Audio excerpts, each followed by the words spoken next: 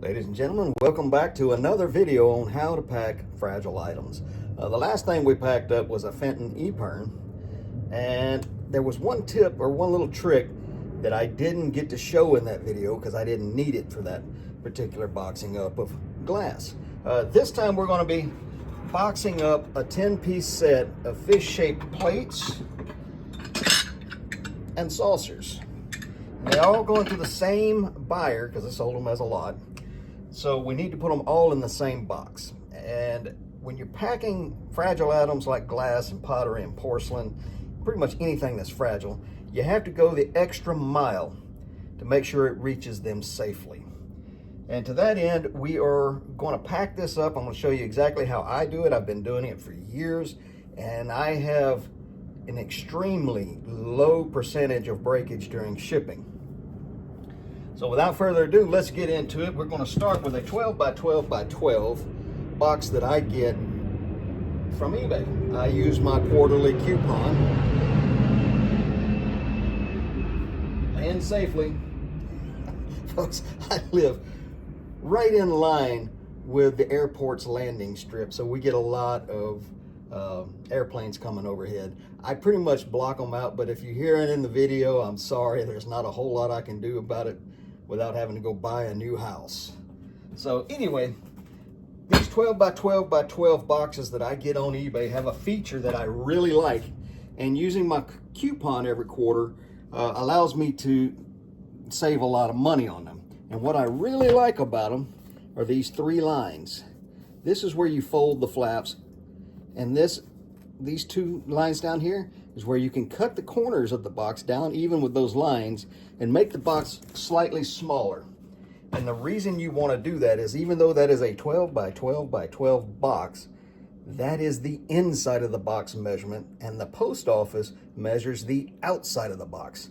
12 by 12 by 12 is the largest box you can send in the cubic rate. Once you go above that, the shipping gets exponentially more expensive. And if you don't allow for that when you ship it, and they catch it somewhere in shipping, they're going to hit you with an additional charge, and it's not going to be cheap. So let's get after it. One thing you need when you're doing this kind of stuff is a well set up, organized shipping station. I have my scale right here. Off camera you can't see it. Above me I have, hanging on a dowel rod, I've got bubble wrap and crush paper. I have masking tape. We'll get to the reason why in a minute. We have packing tape right here. We have all my little stickers and stuff that I need. I also got a ruler so I can measure things. Use a good quality thick shipping tape. Don't use that super thin stuff. And don't be stingy with the tape. Tape gives a lot of stability and strength to your boxes.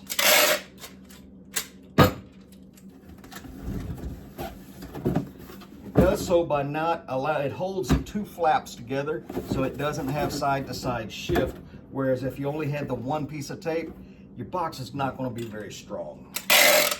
I don't care how thick it is. You got to put it together correctly. I also like to double seal the opening of the box, top and bottom, and I use a little bit extra long tape for that.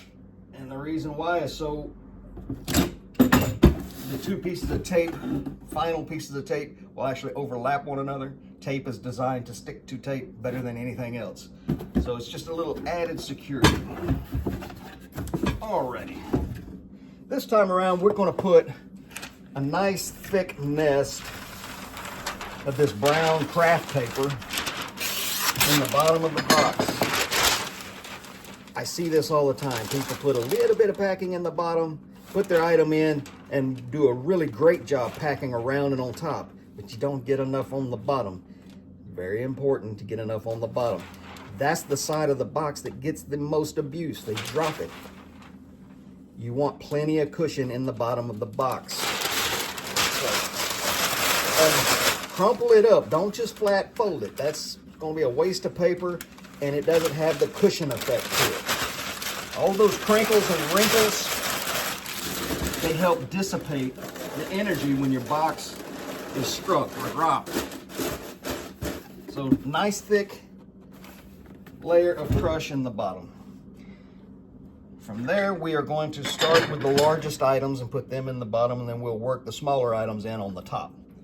I like to wrap each individual item with a bit more of this craft paper. Doesn't take a whole lot. And honestly, this step is not 100% necessary. I just like doing it. It gives me peace of mind. It doesn't cost much. And it does add a little added security.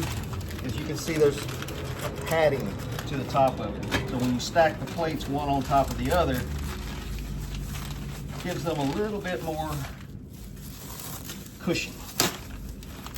Now, when you're using bubble wrap to wrap something, don't use packing tape to secure it. Use masking tape. This allows your customer to see exactly where it's secured. It's easy to unsecure it. You can either rip it or peel it off a lot easier than you can packing tape. Packing tape, people will just go to cutting with a razor knife or a pocket knife or ripping, and next thing you know, they've damaged their item, and you've got an INAD or an item damaged in shipping case against you, and you're out the money. Masking tape, save you all that hassle. We're going to set these aside as we get them done.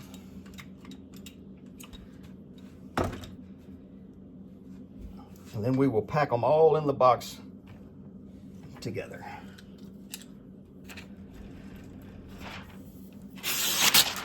I'm going to do this quickly so we can get on to the next step. So it's just a rinse and repeat. Put some packing crush paper on it, and a couple of layers of bubble wrap on it. Now, if these were oddly shaped items, I'd go the extra mile and wrap it in two directions with even more padding.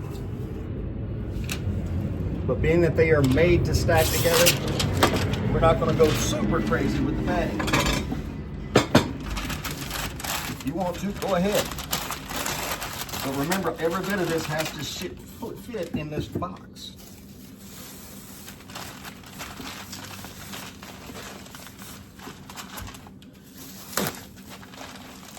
When we get done doing the individual plates, we are going to stack them together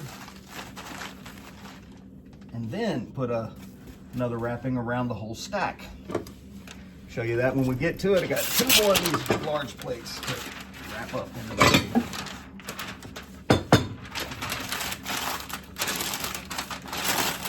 I'm putting that crumpled up part on the top of the plate because it's kind of dished, and it kind of helps cushion a little more in between the stacks.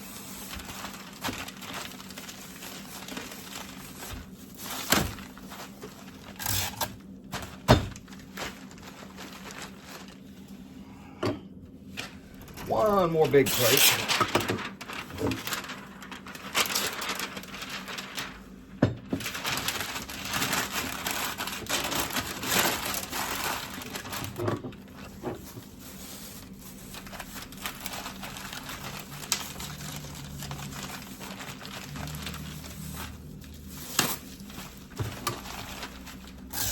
All right. Now we have the 5 plates individually wrapped. And what we're going to do now is cover these loose ends and add a little more protection while we're at it. Up and over that end, secure it. Get a good grip on this. Roll it on over. That is going to be a big, plenty bunch of packing. I'm going to secure these edges a little bit. You don't have to go crazy. This is just to keep them from getting disorganized when we put it in the box and start shoving more crush paper in around them. All right, let's see how that fits. Center it up in the box. All right. It nests down in there pretty good. We're gonna have to put a little more packing around it. So let's do that now. Start with the areas that need the least amount of packing. Material is gonna make it easier to get it in there. So the long ends of the plates, we're gonna start right there, put a little packing on them, around them.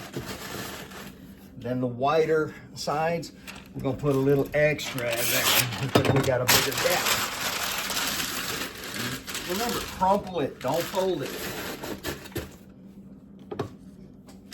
One more piece, and then we can move on to the smaller plates. Saucers. All right, that's pretty good. It's all nested in there. It's immobilized, but it's not super tight. Packing this stuff super tight is every bit as dangerous as packing it super loose. It allows for the energy to transfer through the box and through your item. And if you pack it super loose, it's just gonna flop around and bang against each other. And in either case, you're gonna end up with breakage. Immobilize that stuff, but don't pack it in. All right, let's get these smaller plates done up. I'm gonna go ahead and just grab myself 5 pieces of paper.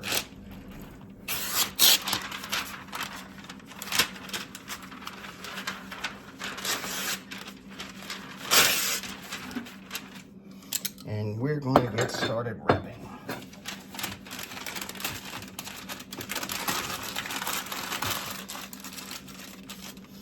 One, 2. These are small enough. We're going to have plenty of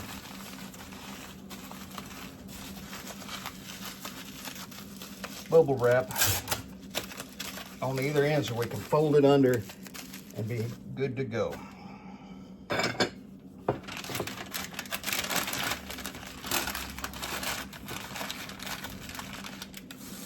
2 pieces. Wrap it up. Rinse and repeat, folks. Rinse and repeat. Be consistent in how you do things. If you're consistent, you do it the same way every time, you can see where you need improvements and you can build up speed.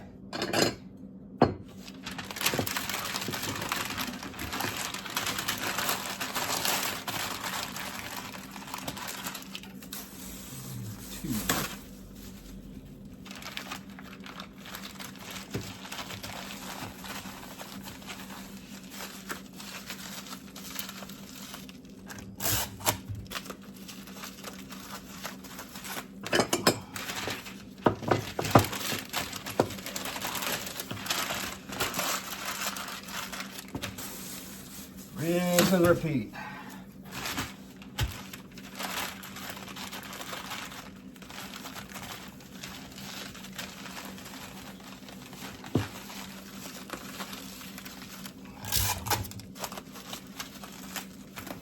Last one.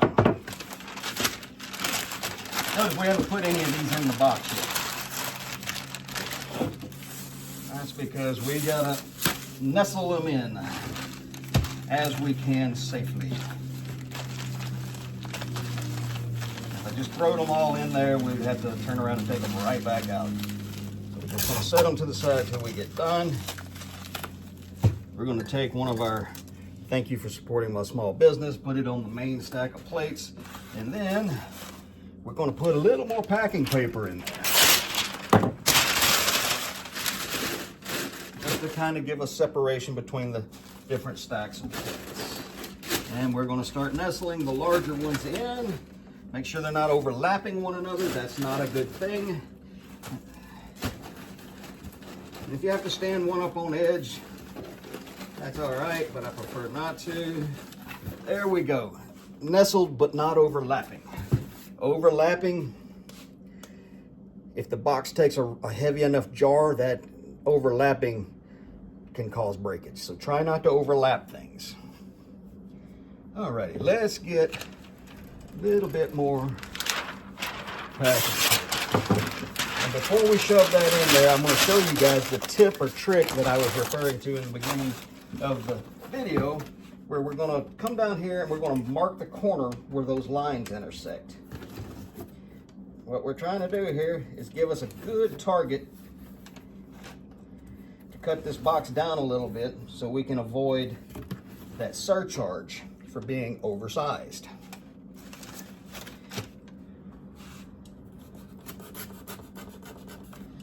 Now, if you didn't, I like these eBay boxes because of those lines. They've already got a crease right there where it makes the box easy to fold. If you don't have a crease and you do this with a box, you're going to need to put something nice and solid from one corner to the other and fold the flap back and forth until it will fold without distorting the box. But we are going to come in here, cut down to our lines. I like to put a little horizontal right through the middle of my mark and then cut down. That's it. And it should fold nice and easy now. See, folds up nice and easy. And now we are going to finish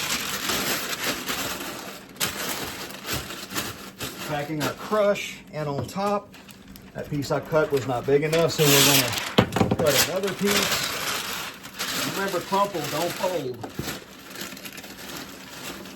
So we're going to come in here and close this box up. Do not put tape on it yet. Here's the last tip. Pick the box up while you're holding it closed. Give it a shake. No rattle, no clinking. Good to go. Tape it up. And again, folks, do not be stingy with your tape.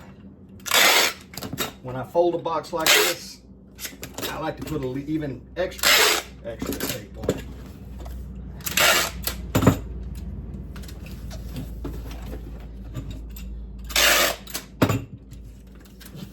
And if you remember, when we taped up the bottom, we've made a couple of long pieces on there. We're going to go from one side to the other all the way across and overlap that.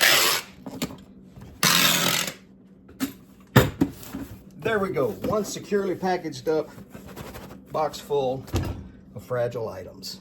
So all you have to do at this point, take your measurements, make your weights, put it in, print your shipping label, and you're good to go. Thanks for being here. I'll see you on the next one.